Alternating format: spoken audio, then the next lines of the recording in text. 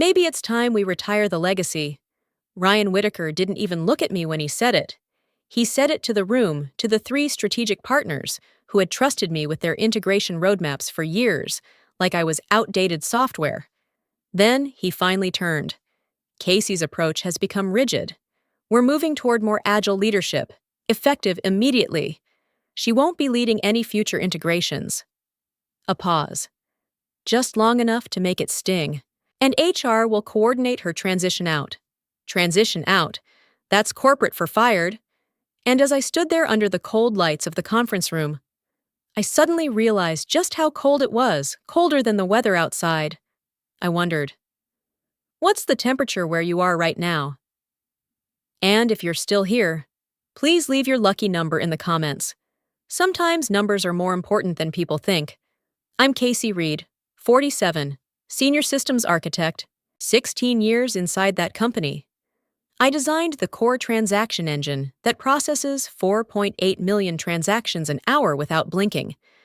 I led the infrastructure that carried us through a $900 million IPO, 2 federal audits, 0 violations. Ryan Whitaker. 6 months in the building. A CTO who talks about velocity more than architecture. 3 months replacing stable vendors with his former contacts. 6 months in. Infrastructure costs up 23%, but he smiles well in board photos. After the meeting, he stopped me in the hallway. "Let's be clear," he said, voice low. "If you try to make this messy, I'll make sure no one in this industry hires you again. You're done, not just fired, erased." I didn't yell, I didn't beg. I nodded. "Careful, Ryan," I said quietly. That night, a former business partner forwarded an email to me, subject line, "Concerns about Casey's stability." Sender Ryan Whitaker. He described me as emotionally volatile and resistant to innovation, suggested they reconsider any future collaboration involving me. I read it twice, then 3 times, and that's when I realized that email wasn't sent to just one inbox. Before going any further, I want to clarify this. This story contains some fictional details and is aided by artificial intelligence. It aims to evoke certain emotions in you, perhaps empathy, perhaps anger, or perhaps strength. If it resonates with you, I am grateful. If not, I hope you allow yourself some rest tonight. Stay away from the noise and take care of your mind. Within 72 hours of being transitioned out, the demolition began. I was removed from 2 active projects worth $38 million combined. My quarterly bonus, $84,000 tied directly to system performance metrics, vanished with a single internal memo. 2 engineers I had mentored for years were reassigned to a new strategic lead. That lead reported to Ryan. He gathered the team and said it with a straight face. "We need fresh thinking." But he didn't know that. Fresh doesn't usually build infrastructure that survives federal audits. Fresh usually breaks it.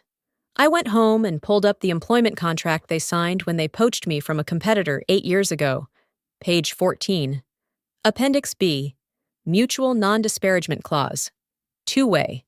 If any executive or officer damaged my professional reputation, the company would be in breach. Ryan had sent his emails from his official corporate account. I saved everything. Every header. Every timestamp. Then my phone buzzed. A recruiter forwarded Ryan's message directly to the legal department. And suddenly, silence felt less like defeat and more like strategy. By the end of that week, Ryan escalated. He scheduled a realignment discussion and slid a document across the table titled Role Adjustment Memo. My salary would remain intact. He assured me my title would stay the same. The only change was scope. I would no longer oversee architecture decisions, vendor approvals, or integration strategy. I would support execution. "It's just alignment," he said smoothly. Alignment, a polite corporate word for erosion, a way to shrink my authority until I walked out on my own. No wrongful termination claim, no headlines, just quiet disappearance. I thought about the $84,000 bonus I had already lost, about my daughter's final year of tuition, about the mortgage. Financial strain is loud when you're alone at night. It whispers worst-case scenarios. But clarity has its own voice. I'm not signing that, I said calmly. His jaw tightened. You're being difficult. No, I replied. I'm being precise. That evening, I sent a short email to legal, one sentence, requesting clarification on Clause B enforcement. Nothing accusatory, nothing dramatic, just precise. Within 24 hours. Ryan made his next mistake. He sent 2 additional emails to what he called industry contacts, warning them that I was struggling with adaptability. He was building a narrative. He thought speed would outrun documentation. It didn't. Martin Hale from legal responded the next morning. He requested a complete copy of every external email Ryan had sent in the past 90 days. Everyone. I heard about it before Ryan did, when he passed my desk later that afternoon. He didn't smile. What exactly are you trying to do? Casey understand alignment, I said. By Friday, word spread quietly through the executive floor. One of our strategic partners had paused their contract renewal pending internal review, and for the first time since being fired. I realized this wasn't about survival. It was about leverage. The closed-door meeting was scheduled for 10 the next morning, and the silence in that conference room felt engineered. No small talk, no polite smiles, just polished wood, filtered light, and consequences waiting to land. Martin Hale sat across from Ryan and me, his laptop already open. His expression was neutral, almost bored. That was what made it dangerous. He began without introduction. Email number 1, project partner in Chicago. Language describing me as unstable and resistant to innovation. Email number 2, a recruiter in New York. I'd advise caution. Email number 3, a venture contact in San Francisco, not aligned with future direction. Each message timestamped. Each sent from Ryan's official corporate account. Martin finally looked up. Did you clear these communications with legal? Ryan didn't hesitate. It's professional opinion. I'm protecting the company. Martin didn't respond. He clicked once more and pulled up my employment agreement. Page 14, Appendix B. He rotated the screen slightly toward Ryan. Mutual, non-disparagement. He read aloud. Applies to executives and officers of the company. The room shifted. Not dramatically. Just enough. Ryan frowned. That clause is standard language. Martin's voice remained even. Standard doesn't mean optional. He scrolled further. Any statement that materially harms the professional reputation of the employee constitutes breach. Ryan's color changed, subtle but visible. This is being exaggerated. Martin leaned back, hands folded. Then he lowered his voice. Almost conversational. You never told me about this clause. Not angry, not accusatory, just factual. And that was the moment everything tilted. Because this wasn't about opinion anymore. It was about exposure, breach, liability, governance. No one spoke for several seconds. I didn't need to. Documentation was speaking for me. Ryan finally tried to regain control. We can resolve this internally. Martin closed his laptop halfway. We already are. He stood. Given the potential contractual breach and reputational risk, the board will need to be notified. Ryan's head snapped up. That's unnecessary. Martin met his eyes calmly. It's required. Within the hour, the board of directors received formal notice of a possible executive-level contract violation. And for the first time since this began, the threat was no longer mine to carry. By the time legal finished its preliminary assessment, the energy in the building had shifted. What started as my humiliation was now a governance problem. Power doesn't disappear in a corporation, it relocates. And this time, it wasn't sitting in Ryan's office. Martin called us back in that afternoon with numbers. Not opinions. Calm, clinical numbers.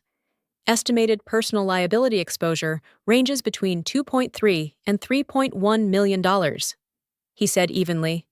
There is also potential retaliation exposure, given the timing relative to her role reduction. Additionally, depending on materiality, we may face risk disclosure obligations to investors. Ryan's chair creaked as he leaned forward. She's threatening litigation. Martin didn't blink. No, documentation is. I watched Ryan process that. He had tried intimidation. He had tried speed. Now he was trying reframing. But this was no longer narrative management. It was risk management. I spoke carefully, not emotional, not triumphant. I'm not asking for damages. I said, I'm asking for correction. Ryan shot me a look that mixed disbelief and calculation. What exactly do you want? I placed two options on the table. First, a formal written correction sent to every external party who received those emails, clarifying that the statements about my stability and performance were inaccurate. I paused. Second, restoration of my full architectural authority and a public internal acknowledgement that my role remains critical to the company's infrastructure. No lawsuit, no press, just repair. Ryan shifted tactics. Later that evening, he asked to speak privately. We can settle this quietly, he said. Title adjustment, retention bonus. No need to escalate. I met his eyes. This isn't about compensation. He studied me, realizing he couldn't buy silence. The next morning, the situation widened. Internal audit flagged two vendors Ryan had introduced during his first quarter. Both had undisclosed prior financial relationships with him. The report didn't accuse. It simply asked for clarification. And just like that, what began as an email about my stability had turned into a broader review of his judgment. If you believe asking for a formal correction and restoring my role rather than chasing revenge was the right move, leave a single period in the comments. Your voice matters more than you think. Because accountability only survives when people are willing to stand behind it. Once the board stepped in, the temperature in the executive wing dropped 10 degrees. What had been framed as a personality conflict was now a formal investigation. Rising exposure has a way of stripping away charisma. The preliminary findings were not dramatic. They were worse. They were measurable. 4 senior engineers had resigned within 6 months of Ryan's arrival. Exit interviews cited strategic instability and unclear technical direction. Operating costs had increased 17% after vendor transitions. The projected return on investment for 2 flagship initiatives was tracking 12% below forecast. Numbers don't raise their voices. They simply stand there. Ryan tried to pivot. This isn't about performance. He said during the board session, Casey is toxic to culture. She resists change. She undermines leadership. I kept my hands folded on the table. Let him build that argument. Martin glanced up from his notes. Is sending defamation emails cultural reform? The question hung in the room like a wire pulled tight. Ryan exhaled sharply. I gave honest feedback. Externally. Martin replied, without legal review. In direct contradiction to a mutual non-disparagement clause. The board members began asking narrower questions. Vendor selection criteria, disclosure procedures, communication protocols. Ryan's answers grew shorter. Over the next 48 hours, access logs were reviewed, email archives preserved, compliance checked calendar records against outbound correspondence. That was when the timeline cracked open. One of the disparaging emails Ryan sent to an industry contact carried a timestamp placing him at headquarters, yet he had been scheduled as a keynote speaker at a technology conference across the state that same afternoon. The board assistant confirmed the event photos. The conference had live-streamed his speech, which meant the email had been drafted in advance, possibly cued, possibly coordinated, intent. When that detail surfaced, the tone shifted completely. What might have been framed as impulsive judgment now looked deliberate. Ryan began avoiding eye contact in meetings. He requested side conversations with individual board members. He stopped making broad statements and started offering fragments. Isolation in a corporate structure isn't loud. It's procedural. Fewer invitations, more documentation requests, tighter scrutiny by the end of the week. The investigation was no longer centered on my reputation. It was centered on his conduct. And the collapse wasn't theatrical. It was administrative. The correction went out on a Tuesday morning, precisely worded and legally reviewed. No drama, no apologies dripping with emotion, just clarity. It was sent to 3 strategic partners, 2 recruiters, and 1 venture fund that had received Ryan's earlier warnings. The language was direct. Previous statements regarding Casey Reed were inaccurate and do not reflect her performance or professional standing within the company. That single sentence did what weeks of tension could not. It reset the record. By noon, one of the recruiters called me personally. "We've reconsidered," she said. "If you're still open, the offer stands." Vindication isn't loud. It doesn't shout or celebrate. It settles. It restores oxygen to a room you didn't realize was suffocating you. Internally, the tone shifted as well. Engineers who had avoided eye contact began stopping by my desk again. Questions returned. So did respect. Ryan, however, did not adjust gracefully. In the next executive meeting, he slammed a folder onto the table. "This is sabotage," he snapped. "She engineered this entire situation."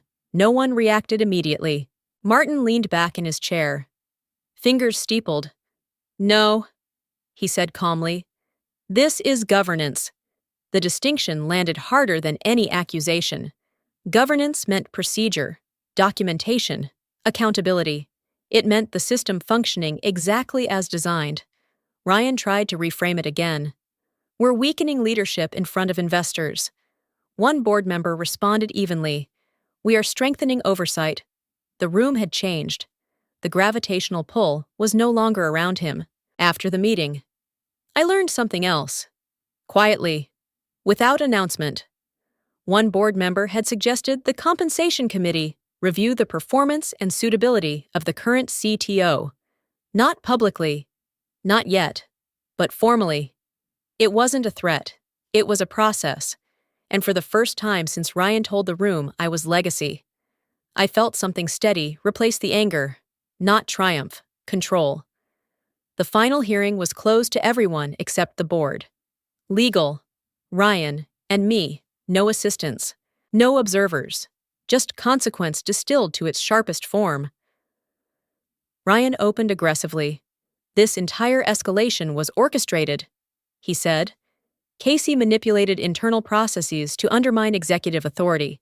She's been resistant from day one." It was the loudest I had heard him since this began. I didn't interrupt. I waited until he finished, then placed 3 items on the table in front of the board. First, printed copies of the emails he had sent externally. Second, the employment agreement with Appendix B clearly highlighted. Third, a timeline of events dates, timestamps, documented communications beginning with his public dismissal of me and ending with legal's notification to the board. No adjectives, no commentary, just sequence. I asked for alignment. I said evenly.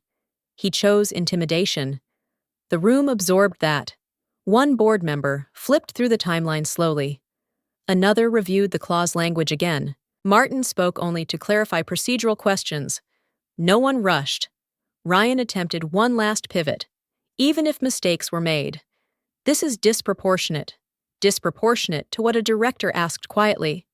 Contractual breach, governance exposure, investor disclosure risk." The word risk lingered. The board moved to executive session without us. Ryan and I waited outside in silence. For the first time, he didn't try to negotiate privately. When we were called back in, the decision was delivered without flourish. The board had conducted a confidential vote, given the contractual implications, reputational exposure, and failure to disclose vendor conflicts. They had determined that continued leadership under the current CTO would create unacceptable governance risk. Ryan would be asked to resign effective immediately, not terminated. Resign. The distinction mattered. Termination could trigger mandatory disclosure obligations and potential regulatory scrutiny. Resignation allowed containment. Ryan stared at the table. The explosion had already happened. This was the settling of debris. And as I gathered my documents, I understood something clearly. This was never about revenge. It was about boundaries being enforced. Ryan Whitaker cleared out his office within 48 hours. There were no dramatic farewells, no tense all-hands meeting, Just a brief internal email, followed by a carefully worded press release. Leadership transition. That was it. 2 words designed to stabilize markets and calm speculation. No mention of clauses. No mention of breach. Just a transition. Externally, the narrative was smooth. Internally, the correction was surgical. The board initiated a formal review of vendor contracts introduced during Ryan's tenure. Within weeks, 2 agreements were terminated after compliance determined insufficient disclosure of prior financial relationships. Procurement guidelines were updated. Executive communication protocols were tightened. Legal review became mandatory for external performance commentary involving senior personnel. In the following quarter, operating costs dropped 9%. It wasn't magic, it was oversight. 2 senior engineers, who had transferred under Ryan's restructuring, requested reassignment back to my architecture group. They didn't make speeches about loyalty. They just said, "We want to build systems, not politics." I understood. Several board members approached me informally about succession planning. The role of CTO was technically vacant. The path upward was visible. I declined. "I'm not interested in the title." I told them, "I'm interested in guardrails." What I wanted wasn't power. It was process. Clear disclosure rules, defined escalation paths, transparent documentation standards that protected both leadership and the people building the infrastructure beneath it. Revenge would have been demanding his position. Justice was ensuring no one else could weaponize ambiguity the same way. The correction wasn't loud. There were no victory laps. The transaction engine continued processing millions of records per hour. The servers didn't care who signed the executive memo.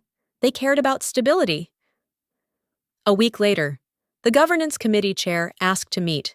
"We'd like you to serve on the Risk and Compliance Oversight Committee." She said, "Your perspective would be valuable, not a promotion, not symbolic recognition, structural authority." I agreed. Because real change isn't a headline.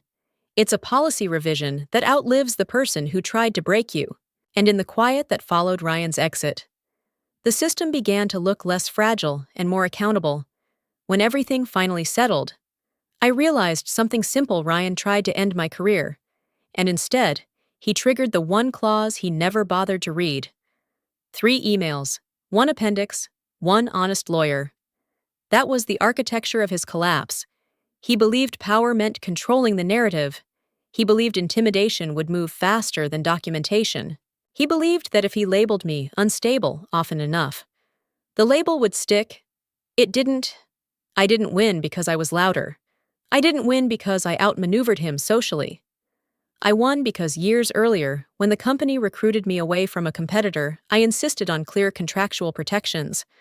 I read every page. I asked uncomfortable questions. I prepared before I ever needed to defend myself. Preparation doesn't feel dramatic in the moment. It feels tedious.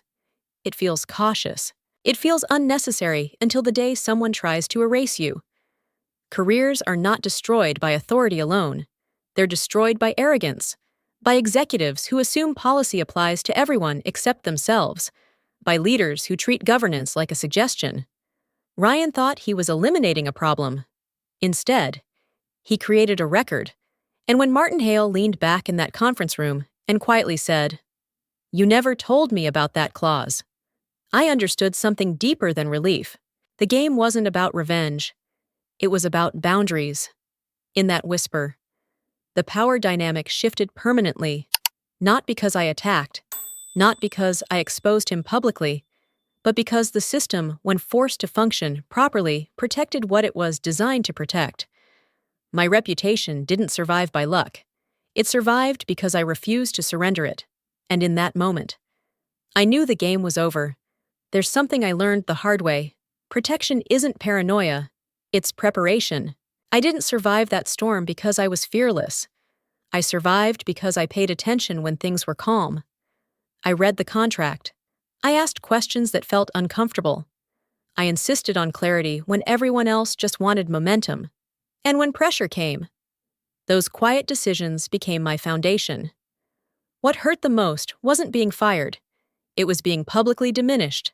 Having your character questioned cuts deeper than losing a title. But here's the truth I carry. Now, your reputation is not defined by someone else's narrative. It's defined by your consistency, your documentation, and your refusal to surrender your standards. If you were in my position, publicly undermined, privately threatened, what would you do? Would you react emotionally? Or would you respond strategically? Would you walk away quietly? Or would you pause and read the fine print and tell me what city and country are you listening from right now? I'm always amazed at how many people, in so many places, have lived through some version of this. If this story resonates with you, consider subscribing. Not for me, but for the person who might stumble onto this video at 2 in the morning, questioning their worth because someone tried to erase them. Your subscription helps this message travel. Your comment might remind someone they're not alone. Your like or share could shift someone's thinking from helpless to prepared. Sometimes being the hero doesn't mean fighting loudly. Sometimes it means helping the right story reach the right person at the right time. This story was fully created and produced by our team. We do not copy or borrow content from any other channel. Thank you for staying with us and listening until the end.